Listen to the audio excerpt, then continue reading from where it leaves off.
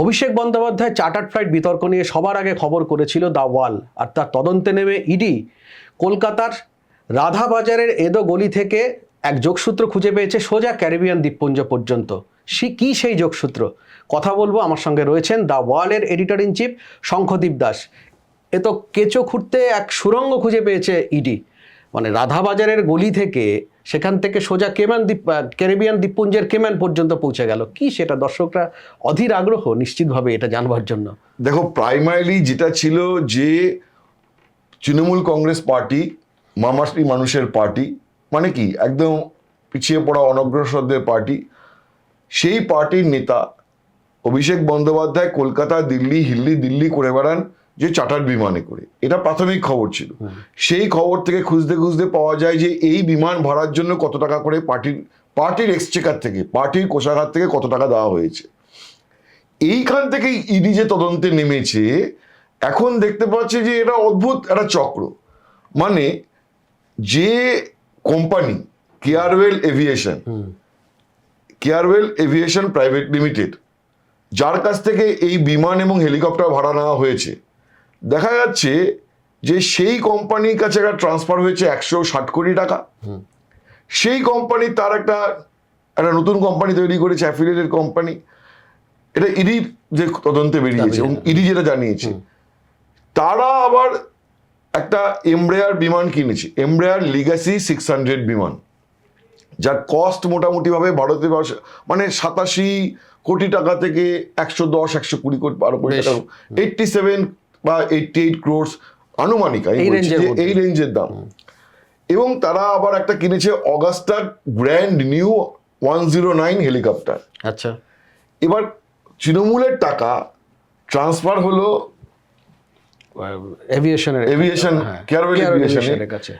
কেয়ারওয়েল aviation, ওই টাকা দিয়েই একটা বিমান কিনলো, আর একটা এমব্রেয়ার লিগ্যাসি এবং একটা অগাস্টা 109 গ্র্যান্ড নিউ হেলিকপ্টার।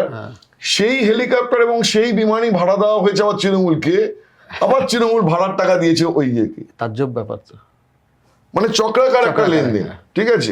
এবং এই কেয়ারওয়েল এভিয়েশন, দেখো আমাদের কি ধারণা, যে কোম্পানি বিমান ভাড়া দেয় এবং যে কোম্পানি বিমান কিনে ভাড়া দিচ্ছে, তার একটি এখানে ইডি কি বলেছে, ইডি বলছে পরিষ্কার ভাবে, যদি ইডির কথা যে দেখো তাহলে তুমি দেখতে পাবে যে ইডি এখানে কি বলেছে।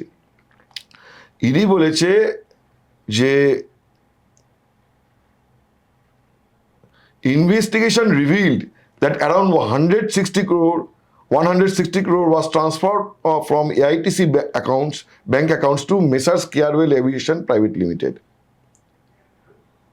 and its related entity, mostly between April 2023 থেকে 2026 জুন 2026। এবং ফার্দার দেখা গেছে এই কেয়ারওয়েল এভিয়েশন প্রাইভেট লিমিটেড এরা এই টাকাটাকে রুট করিয়েছে 2023-2026 মধ্যে to another newly Incorporated related entity. এবং সেই নতুন এন্টিটি একটা এমব্রেয়ার লিগ্যাসি 600 কিনেছে, একটা চপার কিনেছে অগাস্টা 109 গ্র্যান্ড নিউ, এবং সেটার জন্য খরচা হয়েছে 112 কোটি টাকা। আরও ব্যাপার হচ্ছে যে এই যে নতুন এন্টিটিটা, সেটা 17 লক্ষ মার্কিন ডলার আনসিকিউরড লোন পেয়েছে 2023 সালে কেম্যান আইল্যান্ডের একটা কোম্পানি থেকে। এটাই হচ্ছে কানেকশন। এবং এই কেম্যান আইল্যান্ড, ওয়েস্টার্ন ক্যারিবিয়ানের এই কেম্যান আইল্যান্ড হচ্ছে কেন, মানে বিখ্যাত থেকে কুখ্যাত বলা উচিত। কারণ গত 10-15 বছর ধরে ভারতবর্ষের ইতিহাসে যত আর্থিক কেলেঙ্কারির কথা উঠেছে, দেখা গেছে যে তার শিকড় এই ধরনের কেম্যান আইল্যান্ড, মানে ক্যারিবিয়ান দ্বীপপুঞ্জের এই আইল্যান্ডগুলো, যেগুলো ট্যাক্স ফ্রি, ট্যাক্স হেভেন বলা হয়, এবং সেখানে শেল কোম্পানি মারফত এইখানকার টাকাই ঘুরে আবার ওখান থেকে আসছে। আচ্ছা, বলা হয়েছে আনসিকিউরড লোন। সে আনসিকিউরড লোন 17 লক্ষ ডলার ওখান থেকে এসেছে এই কেয়ারওয়েল এভিয়েশনের একটা রিলেটেড এন্টিটিতে। তুমি বুঝতে পারছো মানে কতটা একটা জড়িঘন্টি ব্যাপার একেবারে। আজকে দ্য ওয়ালের আমরা কিছুক্ষণ বাদে সেই প্রতিবেদন নিয়ে আসবো। একটি এভিয়েশন কোম্পানি, যেই এভিয়েশন কোম্পানি রিলেটেড একটা এন্টিটি আবার নতুন প্লেন এবং নতুন চপার কিনে ফেলছে, তার অফিস কাছারি নিয়ে সাধারণ ভাবনা কি হতে পারে? একটা ঝকঝকে অফিস, একটা ভব্য জায়গায়, কলকাতার রাধাবাজারে, লালবাজারের ঠিক পিছনে রাধাবাজার স্ট্রিট, তার 5 নম্বর তলায় তাদের রেজিস্টার্ড পার্টি অফিস। দ্য ওয়ালের প্রতিনিধি সেখানে আজকে পৌঁছেছিলেন। সেই প্রতিবেদন আমরা দ্য ওয়ালে আর কিছুক্ষণ পরে দেখাবো, যে কোথায় সেই অফিস, কেয়ারওয়েল এভিয়েশনের অফিস, এবং যেখানে ইডিও সম্ভবত পৌঁছেছিল এবং ম্যারাথন তল্লাশি চলেছে কাগজপত্র নথিপত্র উদ্ধার করে। সেই অফিস দেখলেও দর্শকরা তাজ্জব হয়ে যেতে পারেন। আমরা দেখাবো দর্শকদের। অ্যাকচুয়ালি আমি নিজেও তো দেখিনি, আমার সাংবাদিক ওখানে গেছেন, এখন আসছেন, তিনি আসার পরে দেখবো যে কেমন তার মানে সেই অফিস কি, তার আকারে কি, তার জাঁকজমকে কতটা কি।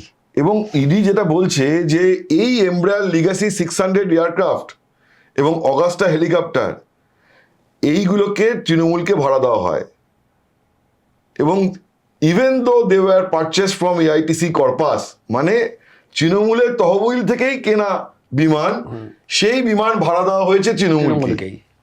এটা অদ্ভুত ব্যাপার, একেবারে অদ্ভুত। আজকে দুপুরবেলা আমি তৃণমূলের মুখপাত্র এবং তৃণমূলের এখন এই যে তৃণমূলের ভেঙে যাওয়ার পরে এখন কুণাল ঘোষকে সাধারণ সম্পাদক করা হয়েছে, আমি কুণাল ঘোষকে প্রশ্ন করেছিলাম, কারণ এখন আর বিষয়টা শুধুমাত্র তৃণমূলের 3টে ব্যাংক অ্যাকাউন্ট ফ্রিজ করার মধ্যে সীমাবদ্ধ নেই, একেবারে কালকে থেকে ছিল যে তৃণমূলের অ্যাকাউন্ট ফ্রিজ হয়ে গেল, ফ্রিজের একটা অন্য গল্প।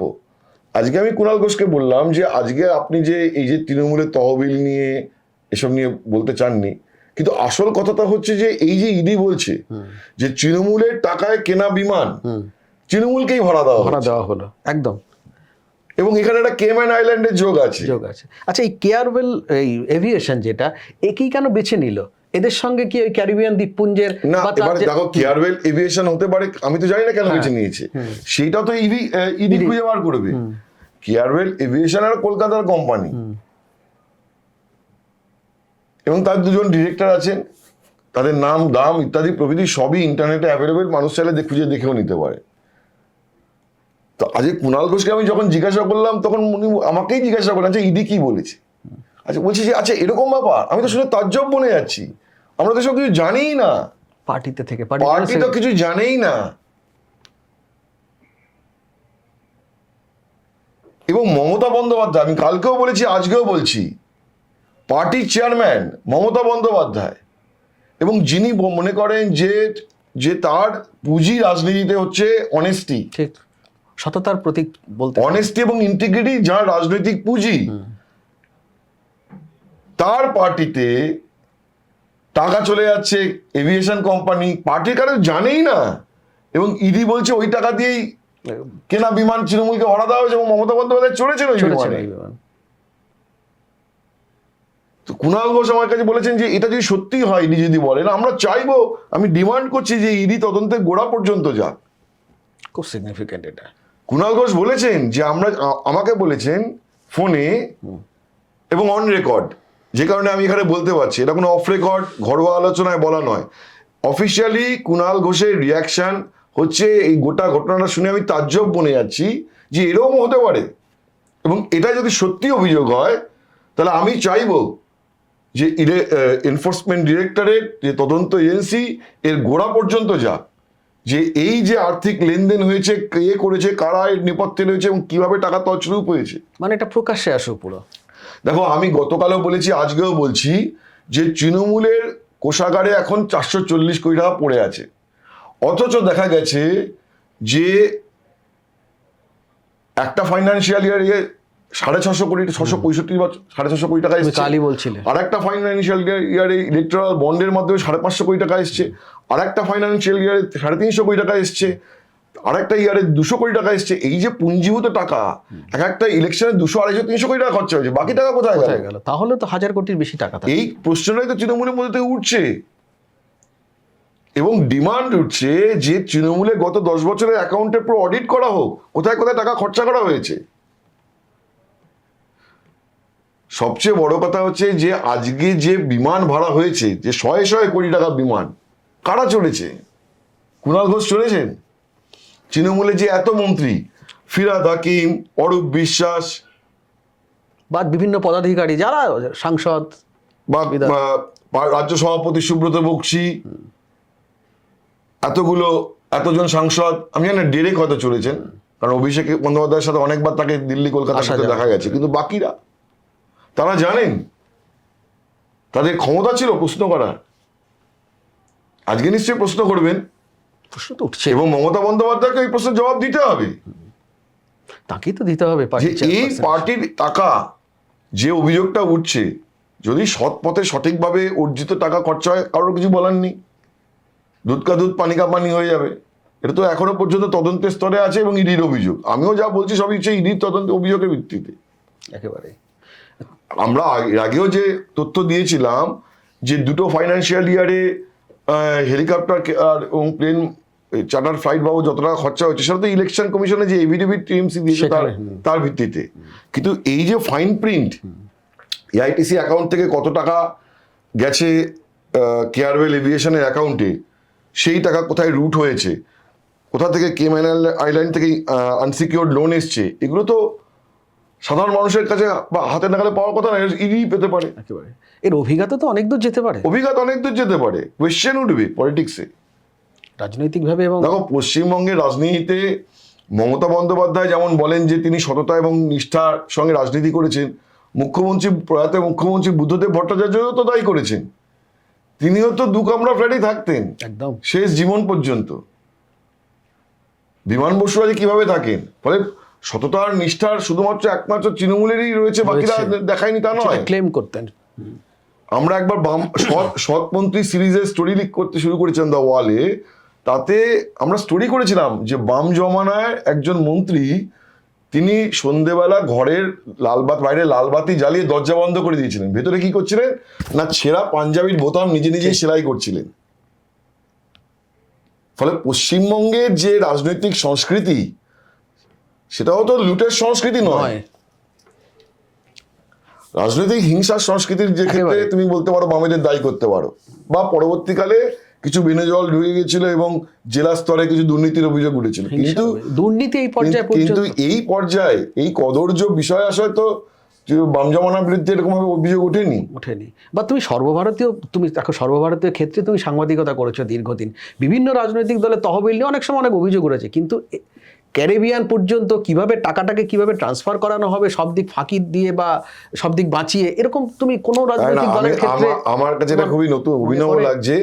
এবং এইটা যেহেতু এই চার্টার্ড বিমান ইত্যাদি প্রভৃতি তৃণমূলের তহবিল সব, এই পুরো সিরিজ অফ স্টোরি দ্য ওয়ালে সবার আগে উঠেছে একদম। তো আমরা এটাই কন্টিনিউ করব এবং ফার্দার যে তদন্তে যা যা উঠে আসবে will come out with all those details. ঠিক আছে, তার আগে আজ সন্ধ্যেবেলা বা রাত্রিবেলা আপনাদের আমরা দেখাবো যে কেয়ারওয়েল এভিয়েশন যে কোম্পানি থেকে এই তৃণমূলের জন্য বিমান এবং হেলিকপ্টার ভাড়া নেওয়া হয়েছিল, কলকাতায় রাধাবাজারে একটা পুরনো বাড়ির আমার রিপোর্টার এখন ফোন করে বললেন যে 4th ফ্লোর পর্যন্ত লিফট যায়, তারপরে লিফট যায়, তারপর সিঁড়ি দিয়ে 5th ফ্লোরে উঠতে হয়। 5th ফ্লোরে হচ্ছে তাদের অফিস। তো এই যে অফিস কাছারি, এখানে পরিবেশ কি, সবটা নিয়ে আমরা সেই প্রতিবেদনও আপনাদের কাছে নিয়ে আসবো, তাই তো সম্রাট? একেবারেই সেই প্রতিবেদন আনবো এবং আশা করি চমকে দেওয়ার মতো নতুন কিছু, এই মুহূর্তে আমরা যেরকম খবর দিলাম ওখান থেকেও সেরকম কিছু রসদ আপনারা নিশ্চয়ই খুঁজে পাবেন। ঠিক এই ধরনের সিরিজ তো আমরা করেই যাব, এই সংক্রান্ত খবরও করে যাব। আপাতত এই পর্যন্তই, চোখ রাখুন ওয়ালে রাত পর্যন্ত। আজকের নতুন কি আমরা দিতে থাকি, দেখতে থাকুন দ্য ওয়াল।